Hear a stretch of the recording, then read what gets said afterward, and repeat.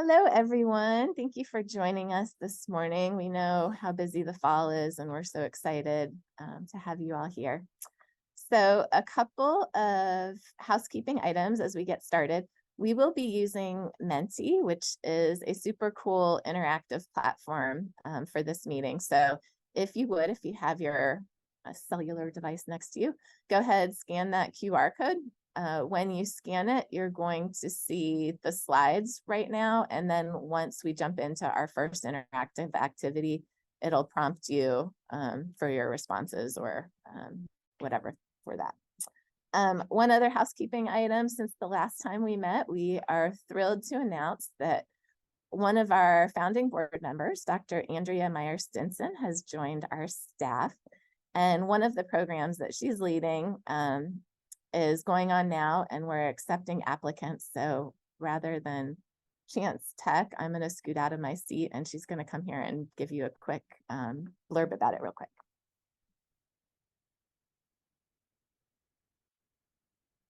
Hi, everyone. Good morning, good afternoon, good evening.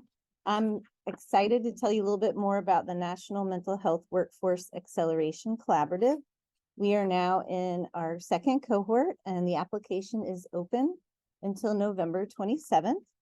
This initiative is supported by the Kaiser Permanente Foundation, and the National Council for Mental Wellbeing is the national program administrator, and Resilient Georgia is the state co-chair. The goal is to help increase in Georgia the number of qualified licensed mental health providers and substance use clinicians, and to enhance diversity, equity, and inclusion in patient-facing mental health and substance use positions. Posting the information in the chat and the one-pager, which gives you more access to the program overview and the information about Monday's office hours, which you can attend to ask more questions. Really hope that some of you all consider applying, and if you could, just pass it along to those you think might want to apply as well. Thank you. Thank you all for joining. Hopefully Menti has popped up on your phone and you're able to use that. So next slide. Next slide. Don't need a picture of me. So on the platform, hopefully you will see 3 little lines, and we would like to ask you, what is your favorite physical activity and how does it make you feel? So if you put those different words on each line, it's going to populate and give us a great start to our topic for today. Ooh, lots of yoga.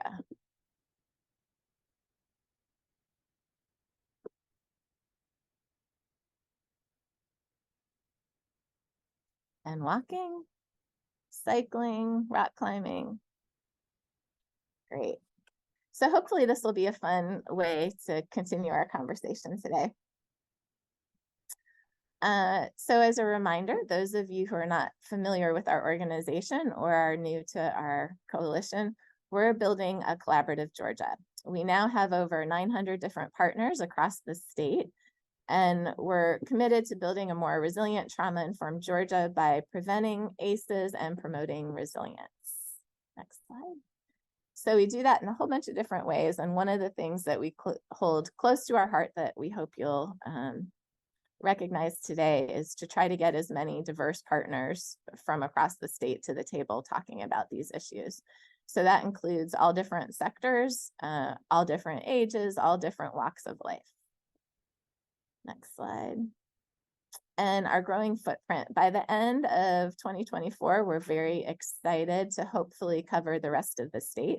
Right now, we're in 120 different counties, and again, we have over 900 different community partners covering 75% of the state.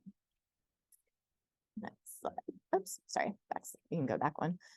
So today we're talking a little bit about the intersection of physical activity and mental and behavioral health. And I'm so excited to have this conversation. My background is in physical activity, as is many of our presenters, and it just makes so much sense to have this conversation, especially post-pandemic, where so many of us relied on physical activity to get through the day many days. We also, one of our pillars that we work through at Resilient Georgia is to really celebrate the work that's going on in Georgia. And so with this topic, I did just want to mention a few of the mentors that I've had in my professional life, but also just leaders and stakeholders in Georgia that have been doing this work for years and years. So Debbie Kibbe, Rodney Lynn, Mike Tanakshak, Therese McGuire, Christy Kay, and Doug Jackson, as well as the Strong for Life team, are just a few that have just been so dedicated and passionate about this work. So as we hear from our presenters today, I just want to recognize all of those wonderful humans who have been doing this work for years and years and are continuing to. We will also be having some fun door prizes throughout the day. We will email you after the meeting or maybe during the meeting so you can pick your door prize. But some of them include canoeing on the Chattahoochee, private yoga, bike tours, sports gear, and more. So our first door prize winner of the day today is Laura Evans. So Laura, we will be in touch with you after the meeting. And now I will kick it off to a new close friend of mine, Jennifer Owens, the CEO of Health Empowers. Thank you. Thank you, Emily Ann, and to everybody who's joined us this afternoon. I'm Jennifer Owens, and I'm very excited to be having this conversation. I have been the president and CEO here at Health Empowers for the last 3 years, and I serve alongside a team of over 40 Health Empowers staff members who are all over the state doing some really incredible work in service of our vision, which is one where all children are nourished and active. So to start us off today, we are going to use our Menti interactive tool just to get a sense of where people think we are to ground us in some data. So the question is, what percentage of children in Georgia are engaged in regular physical activity to support their overall well-being? We've got some answers getting changed real time. Y'all are like cheating on people's papers. This is fun. There's 100 people on the phone call. So far, there's only less than 30 responses. There we go.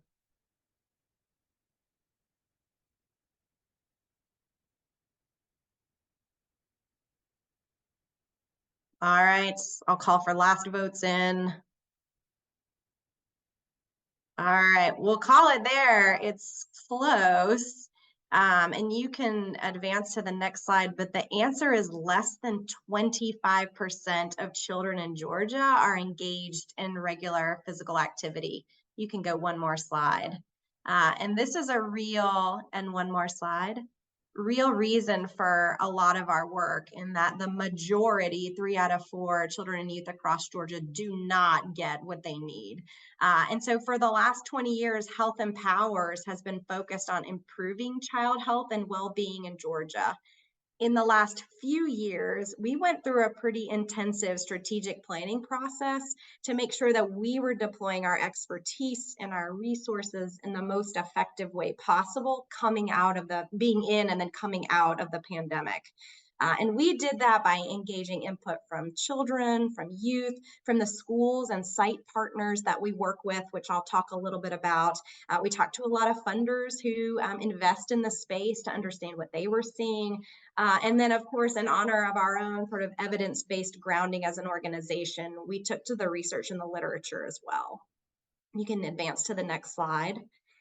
And what was really unfolding over the last couple of years in the external environment alongside the pandemic was pretty stunning.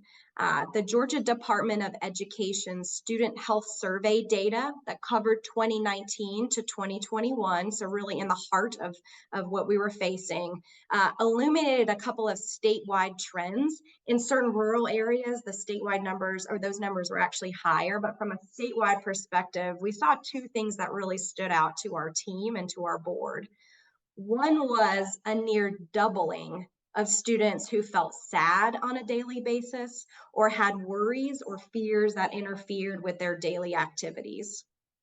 We also saw a pretty substantial increase in the number of students who readily reported that they were thinking about suicide or harming themselves.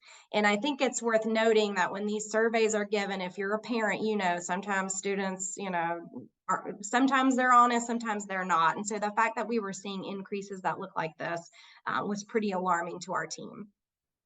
While this was happening, national experts, of course, began to sound the alarms, including the first ever Surgeon General warning about the state of mental health in young people. The National Institutes of Health embarked on a study to understand what was contributing to positive mental health and wellness attributes during COVID.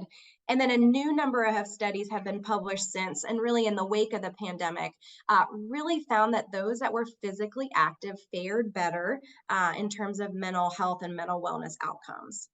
So I know all of us, including all of the organizations on the call, were looking at what was happening in the external environment with the pandemic, with folks being at home, and really trying to understand what we should be doing in that moment to be able to meet the need. And I will say it was true then, and it is certainly true now in 2023, that our team goes into schools nearly every single day, and this is the first issue usually that educators raise, as well as students, and that is, what are we doing around mental health and wellness? So while all of this was happening, of course, from a physical activity perspective and a physical health perspective, we began to start seeing those lagging indicators of that increased sedentary behavior.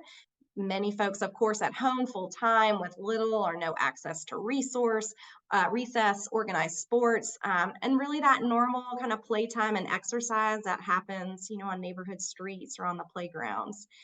And those inequities, of course, relate a lot to the built environment and what families had access to, and that continues today, as well as those family financial stresses. And so what we saw is an exacerbation of health inequities. And this was especially the case, of course, among Black and Brown children across Georgia.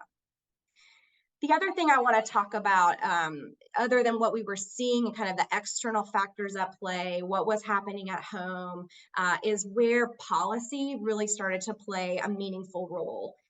We've got policies, of course, that dictate our built environment. Parks, safe streets, sidewalks, et cetera, are examples of built environment policies that support activity.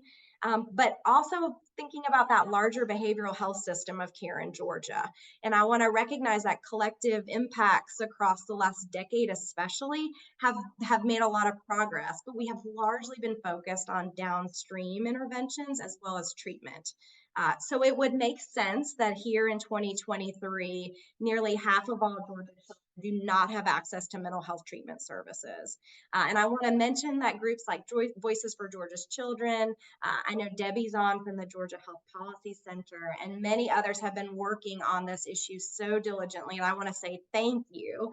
And I know we had a pretty large-scale child mental health package that passed the state legislature here recently, and as a result, we've got 31% of Georgia schools that now have that APEX program in place, which is fantastic. More parity in mental health coverage is on its way. And then telemedicine services are also increasing access as well to the number of children and youth who either during the school day or as part of school services or at home with parents are able to access some mental health services. However, even with all of that good work, those policies that promote physical activity and kind of take an upstream or preventative approach are difficult to move. And I think it's worth mentioning that policies like PE and recess are pretty spotty, and they don't touch all of our K-12 students as they move through our public education system. We also know that organized sports are expensive and time consuming and highly reliant on flexible transportation, which in many cases eliminates the opportunity for many low-income families to participate.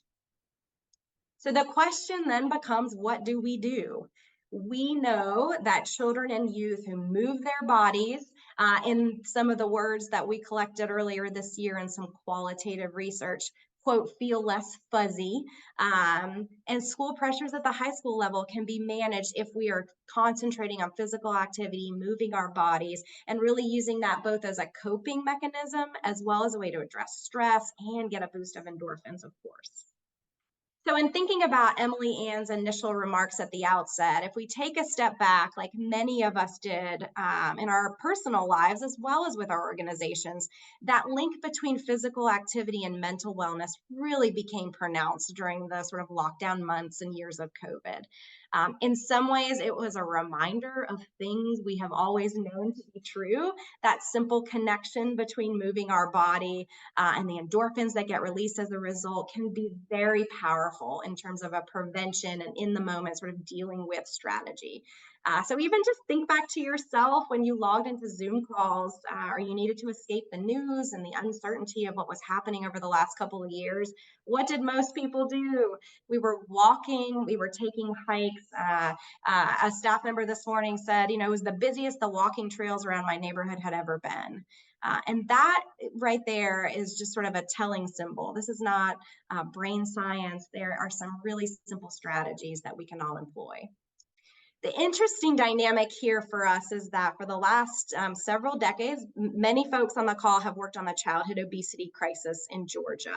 To this day, it is the #1 condition that affects Georgia children and youth. And our narrative has been to change behaviors and systems. Really, that's been solely focused on heart health and weight. And in this moment, our team is really starting to think about we might have another sort of salient persuasion tool here available to us now to encourage healthy, whole person habits. And that is really focusing on the connection between physical activity and mental health. I think that perhaps we have heard a lot from our Youth Advisory Board. If you'll go on to the next slide, we instituted a Youth Advisory Board, and I'll speak to that first bullet first, of young people to help us really weigh in on what we should be doing and what's happening with young people. And I will tell you, this was a group that came together under the auspice of working on physical activity and good nutrition. And it has been and continues to be the single loudest message that we receive from our Youth Advisory Board. And similarly, again, from our children and our youth partners. You can go on to the next slide. So while we as an organization, and I'll talk a little bit more about this, are still inherently focused on physical activity and nutrition, we have begun to weave mental wellness strategies into our programming. And that's happening both internally with us as a team, as well as externally with our programming. And I want to share just sort of a little bit of vulnerability in that this has been a really nerve-wracking process for us as an organization. Those of you perhaps can relate to this idea of mission creep, and are we getting out of our swim lane or our expertise area? And I will say that our team and our board of directors has been very keen on making sure that we approach this issue very diligently. But at the end of the day, we have come to the conclusion that the issue of mental wellness has gotten to such a crisis level that we really have a responsibility to engage. And what you'll hear me talk about over the next several minutes is how we're partnering more strategically as a result, how we're using a little bit more of creative tactics to connect mind and body. And I'll walk through a couple of examples of that. But before I do, I just want to take a moment and recognize these are the members of last year's Youth Advisory Board. And again, these are individuals that stepped up to help us put youth voice really at the center of our strategy. And it was a resounding consensus among this group of young people that that connection between mental and physical health had to be something that we leaned into. And they shared examples and stories over and over again that really, I think, clarified, especially for our board of directors, how critical this connection is and how our programming really needs to reflect. If you want to move on to the next slide, one of our largest programs is called the Girls Empowering Movement Program. This was something that perhaps many on the call were a part of initiating several years ago, certainly before my time. And the impetus of the program was really zoned in on addressing one huge inequity in data, and that was once girls reached middle school, their physical activity levels dropped off dramatically. And that was a result of a lot of things. Obviously, there's no recess in middle school. Physical education is not mandated every semester in middle school. And that also is the age where sort of playing in the street becomes a little less attractive compared to other options that middle school age girls get into. I certainly saw this with my daughter, and we were going through middle school during the height of COVID. So this program came together as a massive collective impact initiative. We are ending the program implementation year this year. At the table with us has been the Girl Scouts of Greater Atlanta, Girl Scouts of Historic Georgia down on the coast, the Alliance of Boys and Girls Clubs, the University of West Georgia, and we've had a number of funders throughout the years really come to the table and offer resources to see what we could do with an initiative focused solely on middle school age girls to get them active. And what has been so interesting over the last couple of years of this program is that while we initiated this focus again solely on physical activity, what has been happening is that this program, in the hands of the girls who are sort of dictating the program development and implementation and leading this really at every turn, is that the mental wellness and the leadership development piece of this has become a huge component.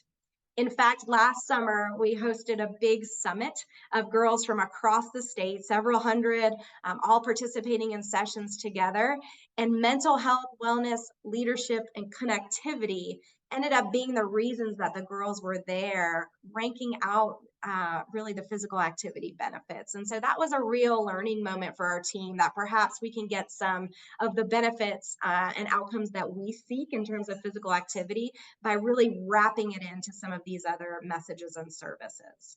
And so what we have done as a result with this program is that we have been really challenging our team, and I want to give our program team major props: Adria Maya, Sequoia Howard, Keandra Diamond, Delilah Landrum, and all of the partners that have been working with us. Our staff now have been certified in mental health first aid. And that was a huge step for us in terms of looking at what professional development our own staff needs. What we were able to learn and observe is that if you are in a K-12 setting or in kind of a formal after school setting, there are some support services available to you to get that kind of training, so that if a young person comes to you or exhibits some behaviors that perhaps should raise some alarms, you're getting some access to that kind of training and service. If you're a mom who's volunteering with Girl Scouts, or you are kind of an after school volunteer in a community setting program, of which GEM is a big part of, you're not really getting some of that. And so we started training our staff and are offering that training then to other adults that are involved in the program. The second thing we did with this program was partner with an organization called Resiliency Technologies. And in partnership with them, we are providing a 5-minute mindfulness curriculum and training to all of our sites on mental health literacy one-on-one. We've got videos that have youth talking about the importance of mental health wellness. And we also have, in the pilot phase right now, a comprehensive mental health training alongside the University of West Georgia with some of their student mentors as well. The third thing we are doing is really developing like a resource library for mental health materials, as far as the curriculum and resources that GEM sites and programs can access on a regular basis. So it could be any time of day, folks coming in and out of the program, and that will be available. The last thing I want to mention is that because this, there's a lot of opportunity for us to sort of add to the research record here. We are pursuing a lot of collaborative grants with Emory, with the University of West Georgia, with Kennesaw State University, as well as that organization Resiliency Technologies, to try and really hone in on some data and some quantitative and some qualitative evidence around what this connection is ultimately doing in terms of outcomes. And so I'm really excited and proud for our team to be putting resources there as well.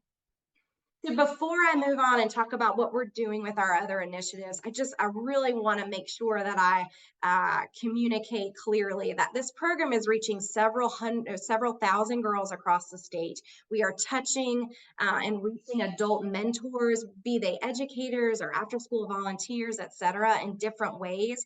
And this is really an opportunity for us to use that program container to build in some mental wellness strategies and focus. And the girls are really asking for this and are really enjoying it. And so I'm eager for us to finish up some of our research and be able to come back to you all and share a little bit more of our learnings here on this program.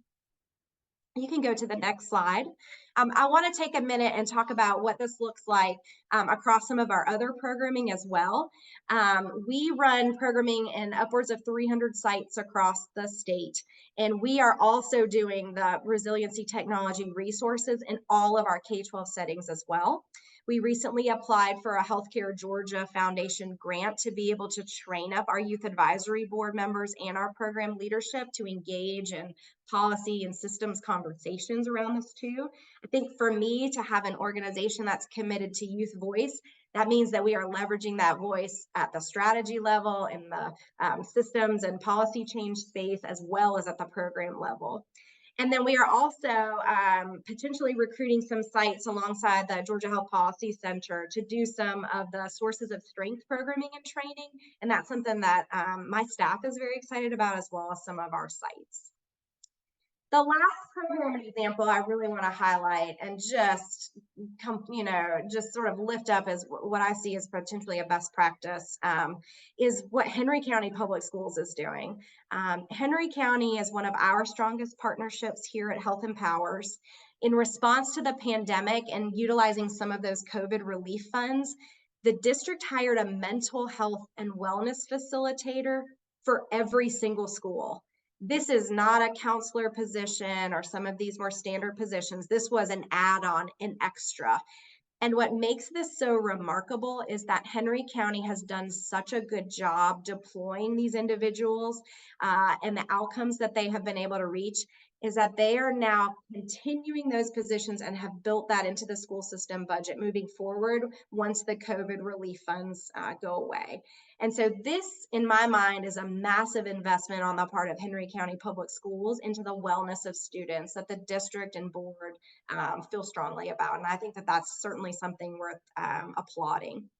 So each school in Henry County has a PBIS, or a positive behavior intervention system team, as well as a team of youth ambassadors. And each year the district hosts youth ambassador summits where students, staff, and community members and partners present on a variety of health topics. And these youth ambassador teams for us are all our Health Empowers student advocate teams. So for us, the Health Empowers program in Henry County is sort of one and the same, and that we've been able to weave all of this together, which I have to believe is a reason that they're seeing success. When you can line up community partners with what the district and schools and parents and students are asking for and really work in that manner instead of this is what we want to do and we hope it fits into what you want, I think you see a lot more success. And so I'm really proud of the way that our team has partnered with Henry County. So instead of schools, again, asking to create another team, we are sort of building our programming in as part of their PBIS strategy. And that common goal, I think, has really contributed to some of the positive outcomes. Because this is such a best practice and it's an interesting partnership model for us, our commitment as an organization on the board level is sort of twofold. One, we want to make sure we've got voices of those that we seek to serve on the board level, but also we're finding our way on how physical activity and mental wellness can be communicated and programmed together. And so the district staff member who's in charge of leading this effort, who's been doing a fantastic job, has recently joined our board of directors. And I'm really eager for her to start sharing at the board level just some of the ideas that we can think about long term. So lastly, you can go to the last slide. I want to say thank you. The fact that we're having this conversation is very meaningful. We've had a lot of offline, wouldn't it be nice? And we should be doing this. And I just really appreciate Emily Ann and Resilient Georgia having a place for this conversation. I'm a mom of 2 girls, but I'm a woman who struggles with down days too. And I will tell you that if I can get on my bike, things seem to be just a little bit better. And I really feel like this connection and building that understanding with young people as they move through adolescence and into adulthood as a coping strategy is going to be a really important, again, preventative way to think about physical activity, not just in the context of weight and heart health, but also in the context of what it means to our mental health and wellness. So I just want to say thank you. I saw a number of questions pop up in the chat. I will hurriedly get some resources back out to everybody. And at this time, I have the pleasure of introducing Shalandra Henry with an amazing organization that I love called Moving in the Spirit.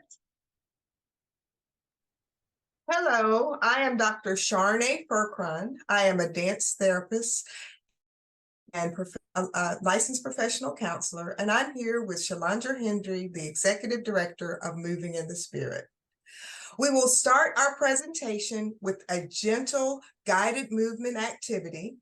I will provide you with movement directives and allow your body to move along with the movement prompts. However, remember to take care of yourself and your body's limitations. At Moving in the Spirit, building relationships are foundations of our work. So let's take a moment and reflect on the relationships in our lives. Let's start by placing our hands over our heart and listen to your heartbeat, to acknowledge your own inner strength. No matter what you're going through, our heartbeat is evidence that we are living. It is our inner strength and rhythm of life, breathing in and out to feel your inner strength. By reaching toward the ground, we acknowledge the Creeks, the Cherokee, and the Muskogee people who lived and worked on the land before us. Feel their presence as you connect with the earth and manifest their positive qualities into your own life. Return to your heart to feel your inner strength, breathing in and breathing out.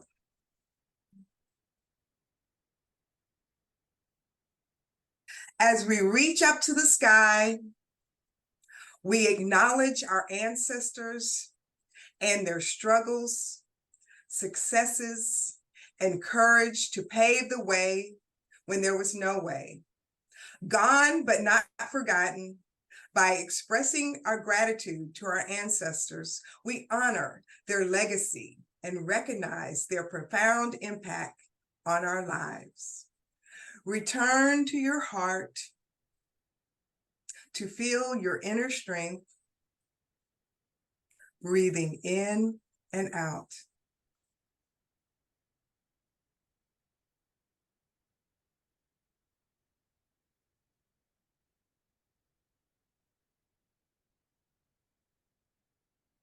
By reaching from side to side, we acknowledge our support system. Who's to your right in your life that supports you? Who is to your left? The communities that support us. This gesture of respect and gratitude is a reminder of our shared humanity and our interconnectedness. Return to our heart and feel our inner strength, breathing in and out.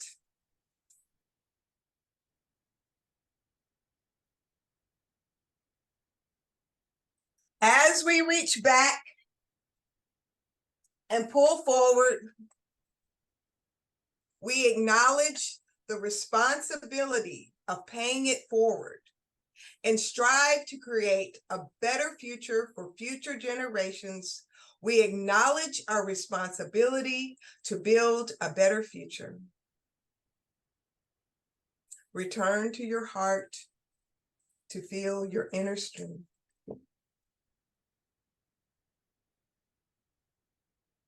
Breathing in and out. As we place our hands on our hearts, we listen to the heartbeat of life and acknowledge our inner strength. May each of us be inspired to use our inner strength to make a positive difference in the lives of others. Reflect on our supportive relationships.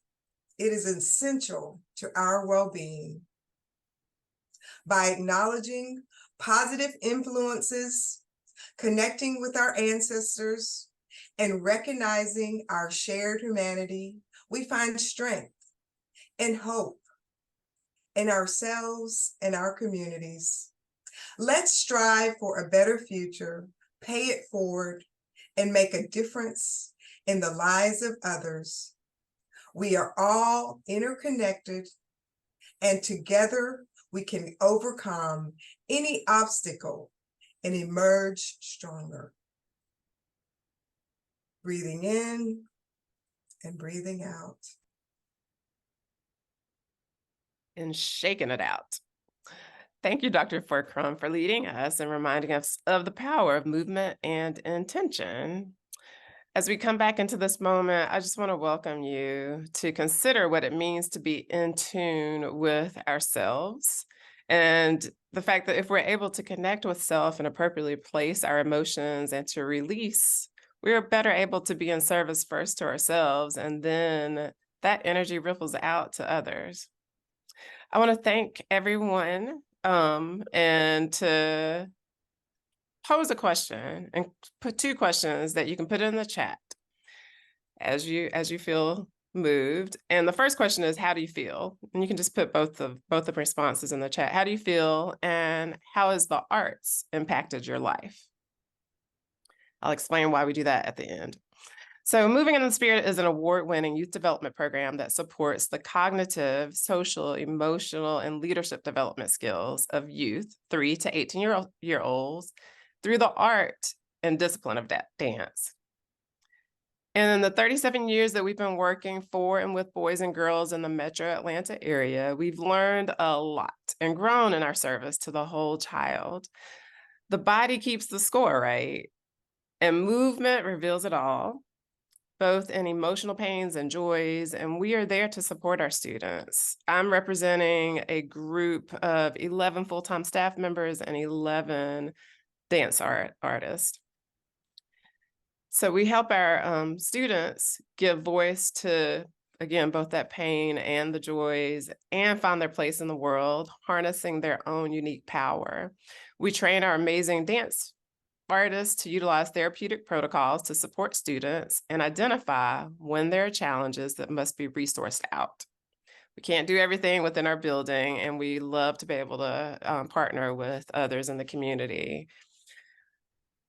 One of the things we do is we hold the hands of our families as they navigate challenges with academics, maybe school IEPs, challenging family dynamics, and social pressures. At present, we are serving nearly 300 dancers who participate at our new Performing Arts Center and at our after-school programs run by community partners.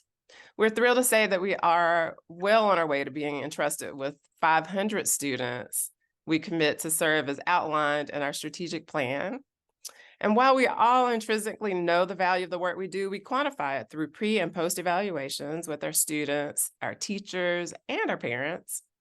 And I'll just share a few data points from our most recent program evaluation that was led by Dr. Forcrum. 95% of our students reported that their participation in our programs helped them improve in doing good things on their own. 98% indicated their participation helped them feel good about themselves. And the last one I'll share is that 100% reported improvement in expressing their feelings in ways that do not hurt others. So much going on in the world. We know that's really important. And a lot of our students are coming from really challenged environments. And so I would invite you all to support us and spread this movement to as many young people as possible. And that engagement can look a lot of different ways, through partnerships with other youth-serving after-school programs, introducing us to funders, both individuals and institutions, connecting us to potential board or committee members who have expertise in movement and psycho-emotional well-being, and volunteering, both during our program hours, events, and we have our biggest volunteer opportunity that we call the Holiday Store, which is coming up in December on the 8th and 9th. And basically, we transform our facility into a shopping opportunity for students who can use points that they've built over the program year. As a reward, they get to shop at this extravaganza of an experience, both for themselves and for their families. Before closing, I would like to give you one last stat. Our families and our students, and I say students and families because we all know that the family is committed. They stay with us for an average of 7 years. And if that's not a seal of approval, I don't know what is. We are grateful to be a part of this community, and I want to thank the entire Resilient Georgia leadership team and membership for the invitation to participate. And I asked you all the 2 questions at the top of my speaking, and basically we begin all of our classes with, how are you feeling? And a prompting question, so that our teaching artists have a pulse on what's happening, so that students are able to connect to each other and realize, I'm not the only one. Whether it's good or bad. So it's a way to build community, which has been really important for our organization. Before we get off to hearing amazing news from the illustrious Dan Matthews with Camp Twin Lakes, I would like to announce the second door prize winner. And the award goes to Mark Griffin. That's marvelous, wonderful. It's funny. I'm sitting here looking at the speakers and wondering why in the world they would ask me to come talk with this group of people. So I just, it's such a joy to be here, to hear the work that's going on around the state, and just really honored to be here, and be part of this discussion. I'm Dan Matthews. I'm the Chief Experience Officer at Camp Twin Lakes. Camp Twin Lakes is an organization that works in partnership with about 80 different nonprofits across the state to provide camping services for children with medical, disability, or other life challenges. So that includes kids with cancer, kids with diabetes, kids with who have an incarcerated parent, kids who are in foster care. We serve a wide range of campers, and what I'm going to talk to you about today is the importance of play and the importance of creating a space for play. And so we'll start with a quick question about the common barriers to have children experience play. And so we've listed some there. So I think if on your Menti, if you will, pull up your phone and take a vote on which of these areas are, basically scale them from 1 to 5. What are the biggest concerns that you think appear to families and children?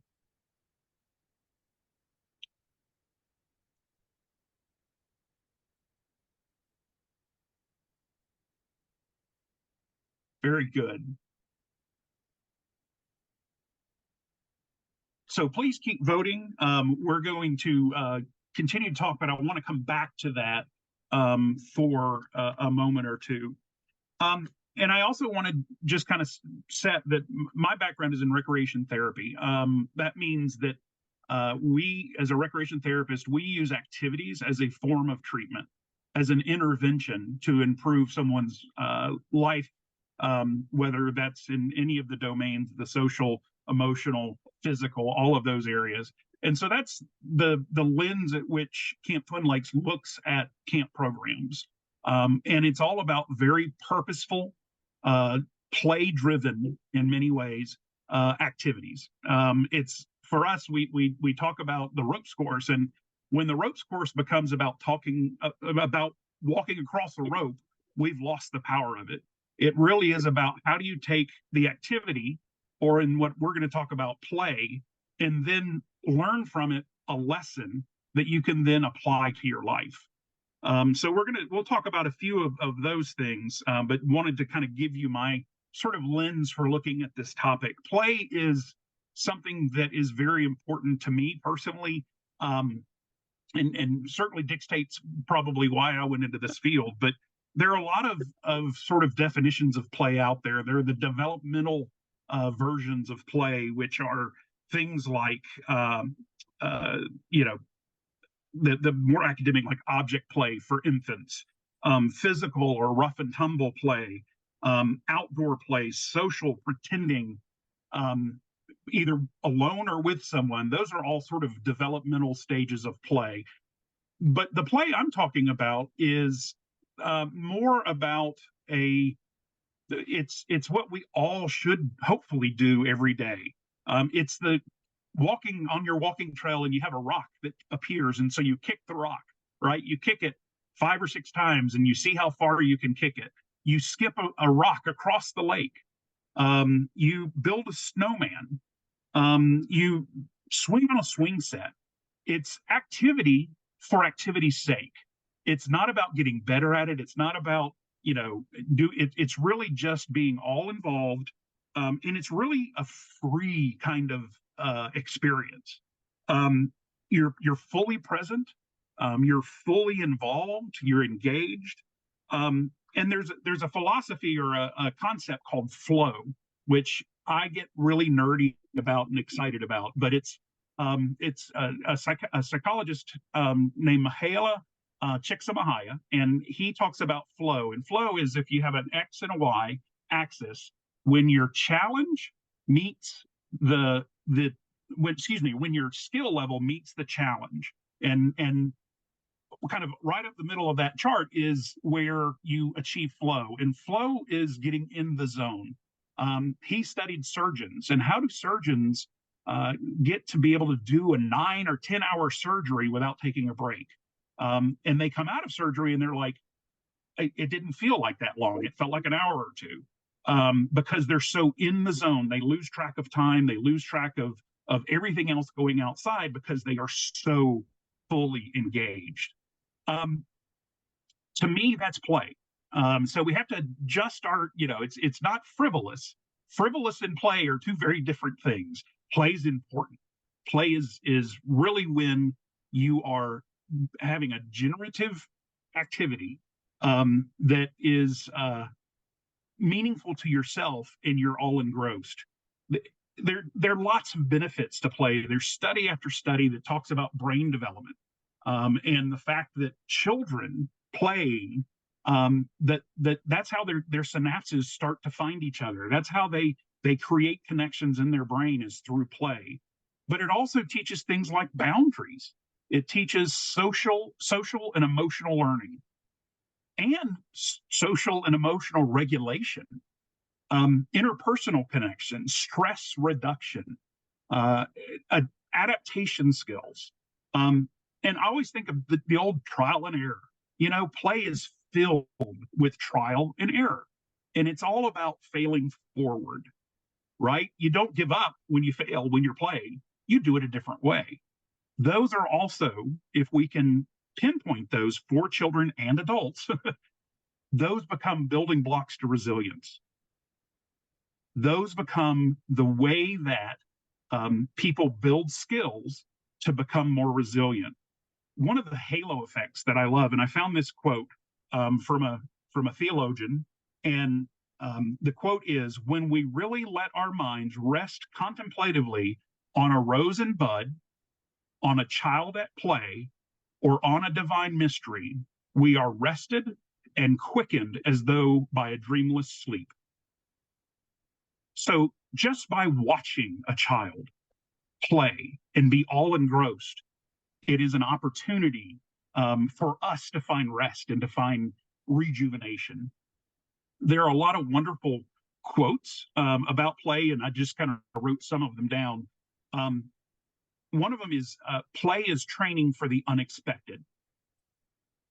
Play is training for the unexpected. I love that. Play is the answer to how anything new comes about. It's generative. That's Piaget. Plato said, an hour of play is worth a lifetime of conversation. And then the last one that I love is, life must be lived as play. Do you play? When was the last time you played? It's really tough sometimes, but I tell you, and frankly, for me, it's tough, but it also always seems to be one of the answers to the problems we're having. Whether it's team building, whether it's, whatever it is, it's all built in play. So we talked about the obstacles, and we talked about really important things like limited access to play spaces. financial constraints, safety concerns, and I think, look, this financial constraints and transportation issues, these are all very, very real. But I would also add,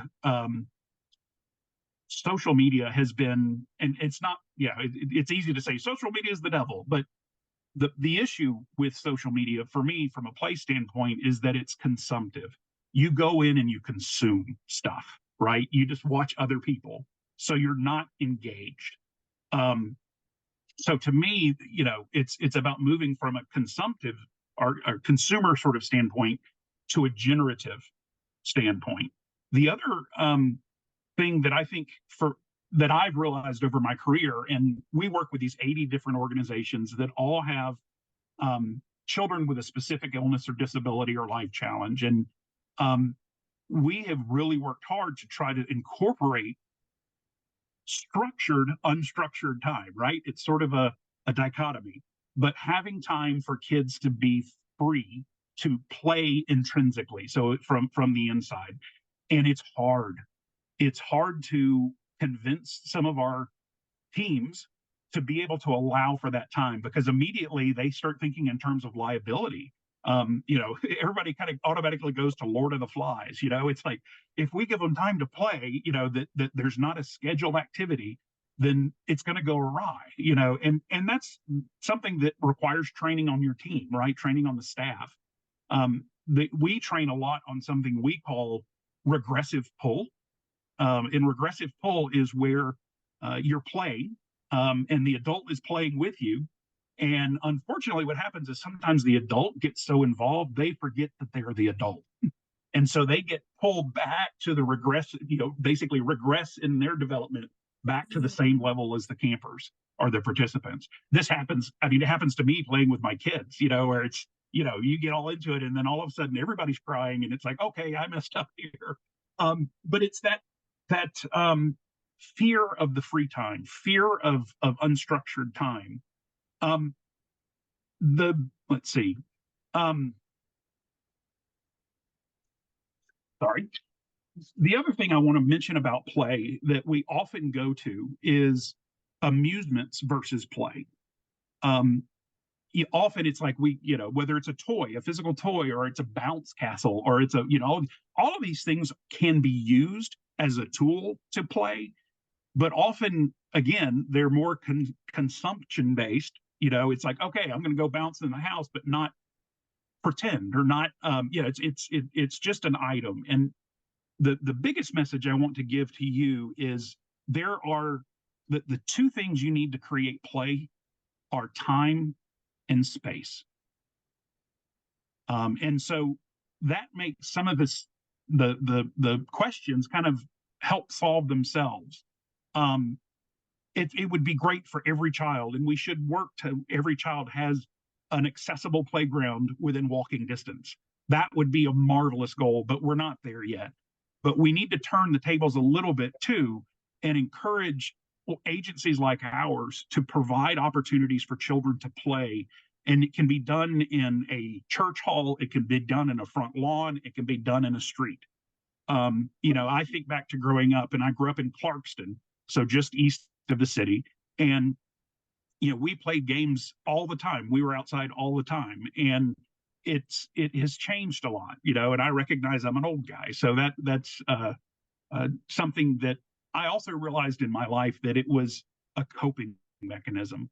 And and we talked a little bit about the coping mechanism before, but there are so many things that play can help with. This is a quote from Einstein that I love. Play is the highest form of research. Play is the highest form of research. It teaches all of those things, self-regulation. It can be interventional. Children, there's study after study. Actually, as I was preparing for this, found a wonderful piece put out by the Lego Corporation about play. But it can be also used in a variety of settings for professionals to support families who are experiencing stress and adversity. There's an organization that I encourage you to look up called Project Camp, and they actually go into places where there's been natural disasters or human caused disasters, and they work with the kids. They recently have been in Hawaii, and they come in and they provide a camp, because those kids need to play more than anything else. They need a safe place to play. So the other last quote I'll mention is, through observing children at play, we recognize their worries, concerns, and fantasies. We learn about their basic needs, their feelings of love and anger, and their rivalries and fears of failure, their secret wishes and desires. And that was Maslow. And we all know Maslow for the hierarchy of needs. But it is in play that we find out if we're reaching that level. The final, well, two quick things, and I know I'm probably running close to my time, but the Harvard Center on the Developing Child has found that there are 3 principles to improve outcome for children and families. 3 pretty simple things. The first is support responsive relationships for children and adults. The second is to strengthen core skills for planning, adapting, and achieving goals. And the third is reduce sources of stress in the lives of children and families. If play doesn't address each one of those things, I don't know what does. And then lastly, to wrap up, I wanted to share a quick story about my dad, who's 85. He's retired. He's a physician and researcher. He is my hero in the world, and he lives on a hill. And we went to lunch one day, and my mother had recently passed. And so I had to run an errand after, and pulled up into his driveway in Atlanta. And he, again, lives on a hill, and there's a crab tree there, a crabapple tree. And it's those little apples that you shouldn't eat, because I tried them when I was a kid. You shouldn't eat them. And they're all over his driveway. And I get there, and it had been a couple of hours, and he is in the driveway still, standing and kicking the crab apples to go down the hill of his driveway and then across the street, trying to get the crab apple into the neighbor's gate on their driveway. And he lives on a busy road. So, about half of them got clobbered by MARTA buses and cars and everything else. But I pulled up and I said, Dad, have you been inside? Oh, no, I've been inside yet. I was like, well, Dad, it's been 2 hours. And he's like, really? It's only felt like about 20 minutes. But he was so engrossed in this. And so with that, I leave you, we should play every day, even as adults. We should find a way to play every day. My last quote, and I'm sorry, I know I'm reading these off, and I will send all of this out afterwards as well, is from a theologian and historian named Hunsinger, who is Dutch or was Dutch. And his quote is, ritual grew up in sacred play. Poetry was born in play and nourished on play. Music and dancing were pure play. We have concluded, therefore, that civilization is, in its earliest phases, played. It does not come from play. It arises in and as play and never leaves it. So thank you all for your kind attention. And I get to introduce our next speaker, Vera, in lovely Savannah. Thank you. Thank you so much. And it's such a pleasure to be here along with all the other speakers. And thank you, Mr. Dan, for inspiring quotes and stories. I love the storytelling piece as well. So thank you. So yes, hello, everybody. I'm Vera Salzburn, and I live and work in, yes, very lovely place, Savannah, Georgia.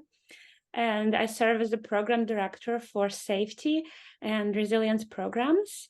And I would like to share with you today a little bit about our programs, and specifically one of the programs that we are proud of and happy to be having it is called Trauma Sensitive Yoga Program.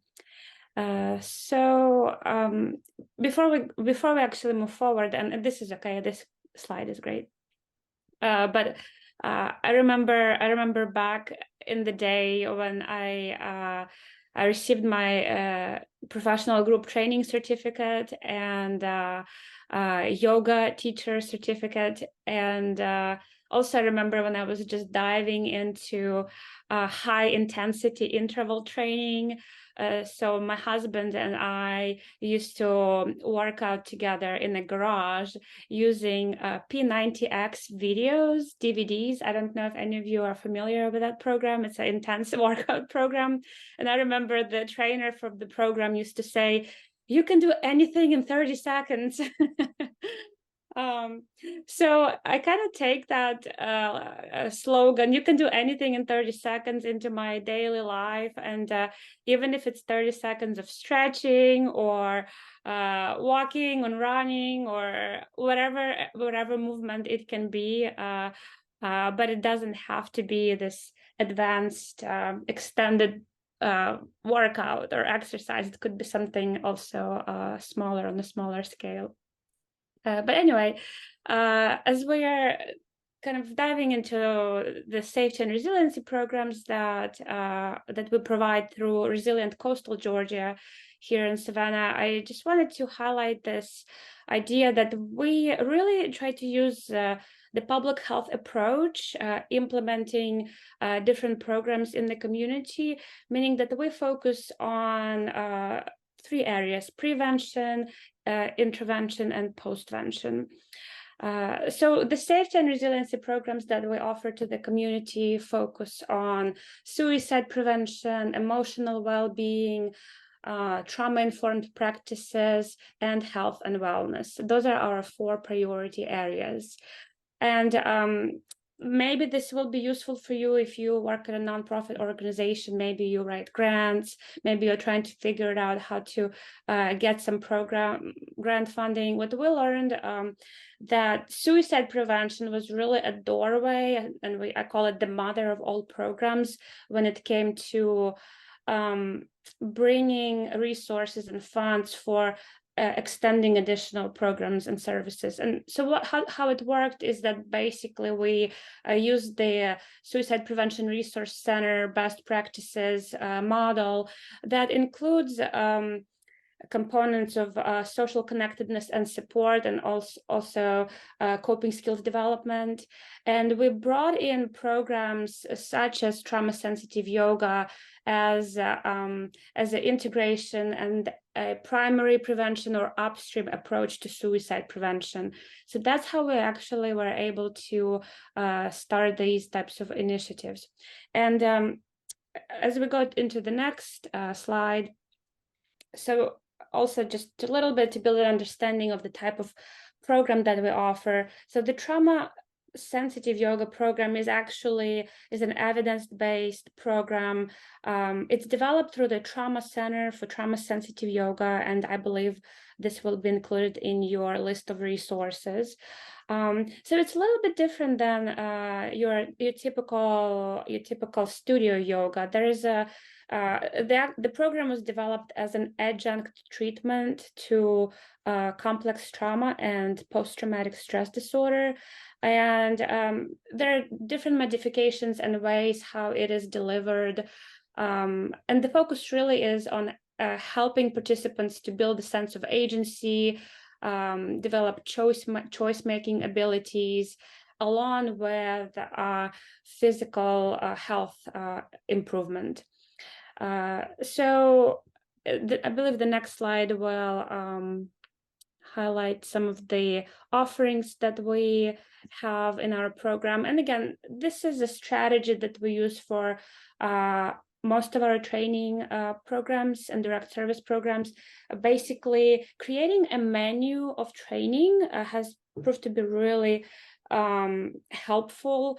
So let's say we are not just offering one thing, but we offer multiple things, and we have different names for different offerings and different classes. So for instance, we have TSY, which stands for Trauma Sensitive Yoga for children and youth. We have TSY for stress management and burnout. So we integrate that, for instance, with nurses and healthcare workers, or individuals who serve youth or high-risk youth and helping professions. We also have a chair TSY, chair yoga, which is actually a great adaptation of a yoga practice that can be done in the chair. So we've provided the services for individuals with maybe mobility issues or some accessibility or disability type of maybe issues. And we also teach chair yoga for in classrooms when we don't have yoga mats. And sometimes we may be invited to a group of educators in a school, and they would like for us to do a chair yoga. And so it's very accessible. We also provide yoga for the police department, and this has been a really great initiative that we've been involved in over this past year. And we provide what we call tactical yoga to the new recruits of the school of the police academy. So they're required to take 2 yoga classes, and we've had amazing feedback from participants, and a lot of them had never been exposed to yoga before. So I think it helps demystify the practice of yoga and show that it's actually challenging. It could be a part of your workout routine, and also that it's very helpful for stress management and resiliency building. And we also offer community yoga classes. So with the trauma sensitive yoga program now being in its 3rd year, almost going to a 4th year, we've provided services to over 1,500 people at this point. We've developed a first in Georgia trauma sensitive yoga coalition. So we actually supported training and development of 42 trauma sensitive yoga facilitators, which is incredible. And we've also provided trauma sensitive yoga services and these types of classes at 10 different schools, 3 community centers in the city, for special populations such as at-risk youth, homeless youth, individuals in crisis stabilization centers, mental health crisis stabilization centers, both adults and children, as well as Savannah Police Department is also the recipient of our services. All right, we have a couple of minutes left, and I would like to invite you maybe into a little practice with me of yoga. And today we'll do maybe something a little bit different. How about we do hand yoga? Have you ever done hand yoga? So something a little bit simple. So all I invite you to do is maybe just take your hands for a moment and just give them a nice little massage.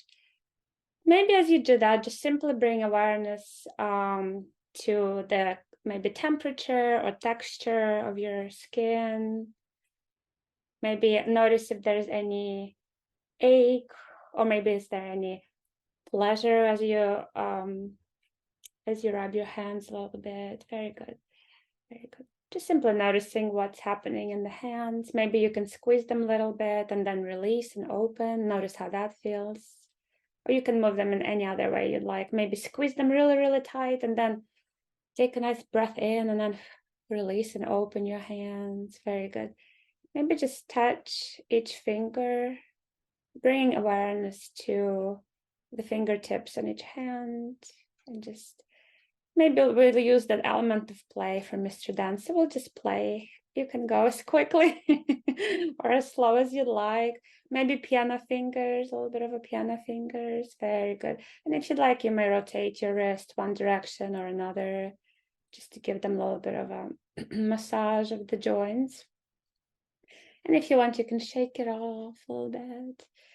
Yeah, hands yoga, it's a thing. It's a thing. We just made it. It's gonna go viral. So, and just simply notice how your hands are feeling in this moment, and also how you are feeling in this moment. Maybe you're smiling, maybe your hands are feeling great, maybe it's neutral, and either way, it's okay. Just bring awareness to your experience. Okay, and then just to close with, I would like to announce that we are going to offer a trauma sensitive yoga foundational training in March 22nd to 24th. And it's going to be completely free. So if you are a yoga instructor, or you don't have to be, maybe you're an educator or a therapist or person who works with people, and you would like to take a trauma sensitive yoga course, it will be here in person in Savannah. And you'll just have to come and just have to stay in this beautiful city for 3 days and take the class. All right, and just one more thing, as we're moving forward with developing programs, we're actually diving into a new program, and we're just in the early stages of development. It is evidence-based, and it's also developed through the same entity as the Trauma Center for Trauma Sensitive Yoga program, and this is called Trauma Informed Weightlifting. It is really cool. I really encourage you to look into it if you are interested. Bring these resources into your community.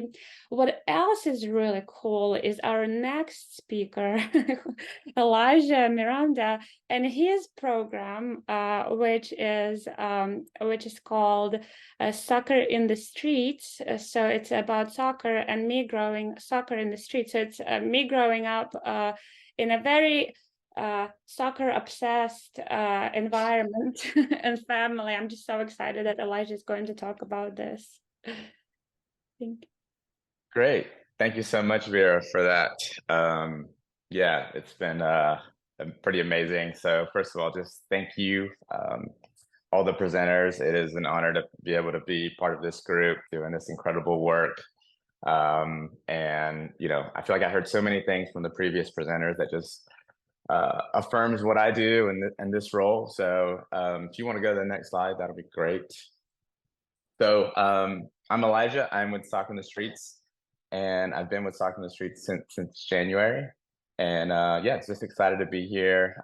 You can go on to the next slide, please.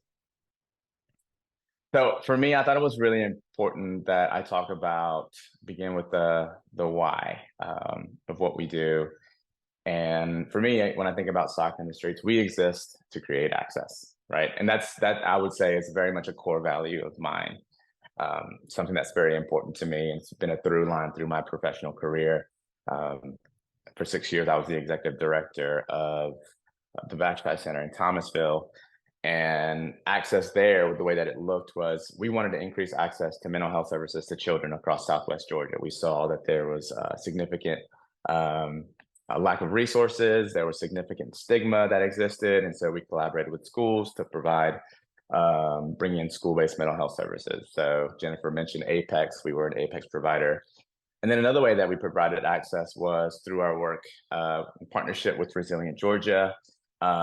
We saw a great need for more professional learning opportunities for youth serving organizations in Southwest Georgia. So as that network of providers grew, we saw a great need to provide more trauma-informed care training, more training around mental health and well-being. And so we were able to collaborate with different organizations across Southwest Georgia. And so, yeah, that's, you know, again, that access piece. At Soccer in the Streets, what that looks like is essentially we create opportunities for children to play soccer for free across Atlanta, intentionally in underserved and under-resourced areas. And the way that we do that is we use this game, we use soccer, we use that round ball as a way of implementing youth development initiatives with a social and emotional learning curriculum and using those principles to do that work. And one of the reasons that we exist is essentially we're an alternative to this pay-to-play model, right? And so I believe Jennifer also mentioned this as well, but you know, youth sports in our country have become extremely expensive. And not only that, they've become almost elitist. And I can tell you that in my time here in Atlanta, you know, there's soccer programs that cost $1,500 for a season. And so you begin to think about the barriers that creates and who that limits financially. And so it's the reason why we exist. That is, for me, is what the access point is for Soccer in the Streets. And when I think about like why soccer, I mean, you know, anyone who knows me, this is an easy answer for me. You know, I remember when these meetings were in person, and I remember during the pandemic when they became virtual, and there would be that question around you know, what we're doing during the pandemic. And you know, anyone that knows me knows that I play soccer a few days a week. So obviously this work feels like a dream job for me, but not only that, it's you know, I tell everyone that I play soccer more for my mental health than my physical health. Something about just being out there, running around, you know, playing on a team, building your resilience. And so being able to use this beautiful game as soccer is known across the world is something that, you know, we're thrilled to do. Next slide. So I did want to kind of emphasize this intersection right in the topic today, which is really important. When I took this role, I remember having a conversation with Emily Ann and kind of knowing her work in public health and childhood obesity. We were definitely, on the same page around that physical health and mental health and that intersection that exists. And so I just kind of want to emphasize a few things here. So clearly, research shows team sports enhances resilience, empathy, raises our confidence and empowerment. And I think about that word empowerment. And to me, it's so incredible and it's so important that we try to instill these values around resiliency, around empathy, around empowerment at such an early age. We all know that we're going to face barriers, we're going to face adversity in our lives, but we also know that when we have these things in our toolbox, right, that we can overcome those challenges and those barriers. Sports are also associated with lower rates of stress, anxiety, depression, as well as suicidal behavior. So that's kind of like the mental health, the well-being side of it. But then you have these physical benefits as well, right? So here we're talking about kids running around.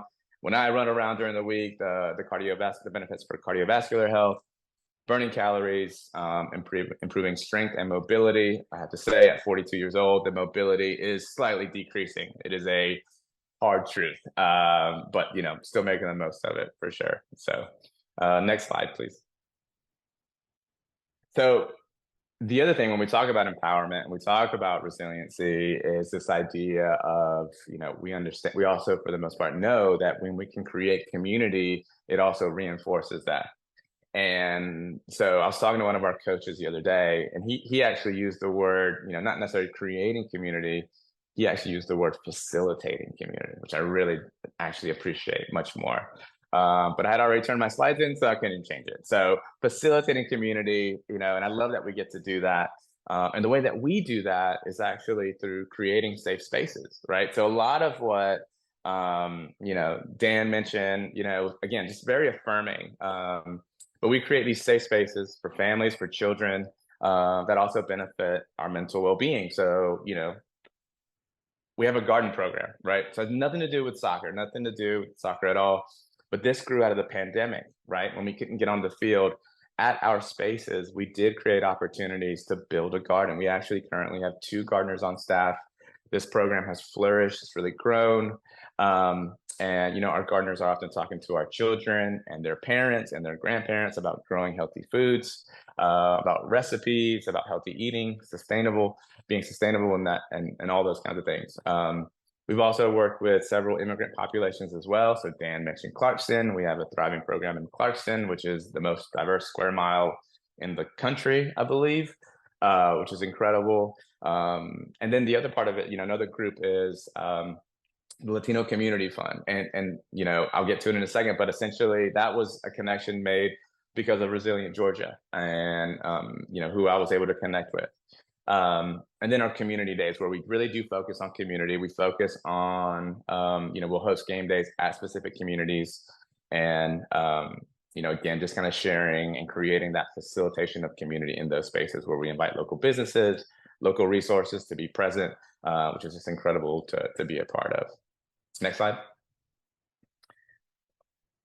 So here, I just kind of wanted to highlight a couple of things. So that first bullet point is essentially that software versus hardware, which to me, essentially is exactly what Dan was talking about when he said, you need space and you need time, right? Okay. And so that image that you're seeing is actually our newest station soccer location. So one of the ways that we function is we actually have built soccer fields at MARTA stations throughout Atlanta. So this was our 6th station soccer location. It's at the East Lake MARTA station. It actually launched on October 27th. It is beautiful. It is amazing. We had some incredible community support come out. And Senator John Ossoff, who is a big supporter of Soccer in the Streets, spoke along with the CEO of MARTA. And so it was just a great time to get together and to really share and bring this to that community. A couple other things that I want to mention. So expanding the network, right? One thing about the software and hardware. So as far as replication, Atlanta United has an incredible funding opportunity through their foundation. and it's actually called the Georgia 100 Initiative, right? So it's their goal to build 100 soccer pitches across the state of Georgia before 2026, right? Because in 2026, the World Cup, the biggest sporting event in the world, is coming to the United States, and it's also going to be in Atlanta. And so we're just thrilled to be a part of that.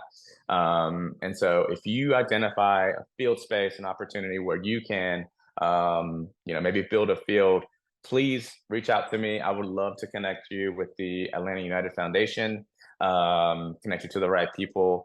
And I would just kind of push back and say, when you're thinking about the hardware, the building of the field, also think about the software as well, right? How will it be programmed? What does that program look like? That programming look like? So that's really important. Expanding the network. Resilient Georgia has been such a connector.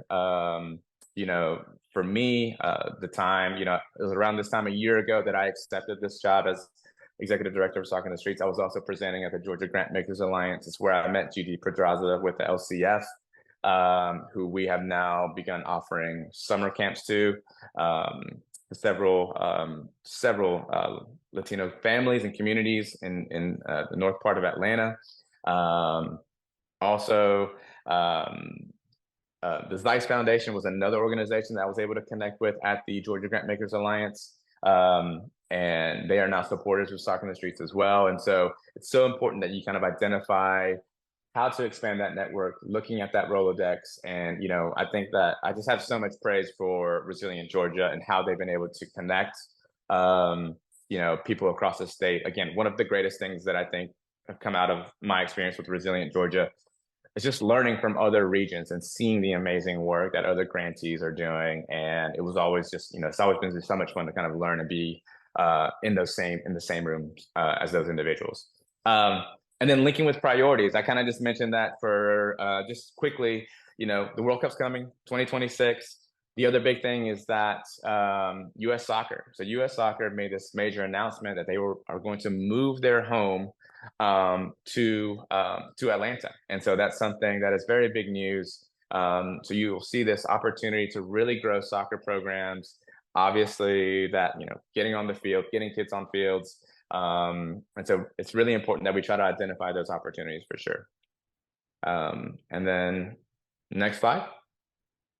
Okay, so just as a wrap up and kind of getting back to that kind of hardware versus software question, you can use the Menti. So it's got the code there. But the question is, which type or types of resources are abundant in your community to boost youth physical and mental well-being? Oh, look at that. Okay, so I see a lot of physical spaces are available. Okay. Yeah. Okay, well, it's good to see that balance there. Absolutely. That's great. That's great to see. Again, I hope that you guys would reach out if you have any interest in maybe identifying field spaces, getting connected to some funding to support your programming. For sure, please reach out. Again, thank you so much for your time today. And now I have the pleasure of introducing the amazing Audrey. Thank you guys so much. And everyone who joined us for this meeting. And I also have the pleasure to announce our third door prize winner, who is Erin Alford. Congratulations, Erin. Please be on the lookout for an email from Resilient Georgia to pick your prize. So we learned so much from our speakers today and also heard a lot of common themes running through their presentations, including how physical activity like play contributes to creating connections to each other and a sense of belonging, essential ingredients for individual and community well-being. So it is our sincere hope that this meeting and other Resilient Georgia meetings have also helped you build connections with partners and mobilize to support a more resilient state. We would love to hear your stories, so please share your stories of building connections with each other in an email to us. They can be just 1 or 2 sentences, and please feel free to email anyone on the Resilient Georgia team. And so before you go, we have one last interactive question. With the holiday season around the corner, we thought it would be fun to collect everyone's favorite comfort food. What is your favorite comfort food? So you can use the Mentimeter link to drop in your favorite comfort foods. I also like big macaroni. So we'll see what the results are. And so one of our close dietitian friends that specializes in mindful eating will help us source healthy recipes based on your favorites.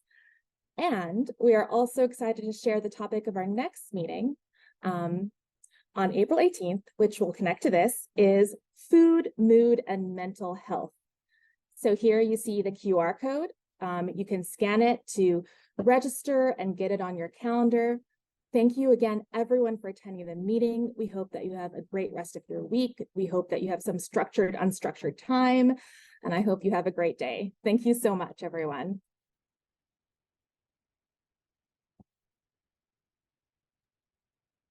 Thank you.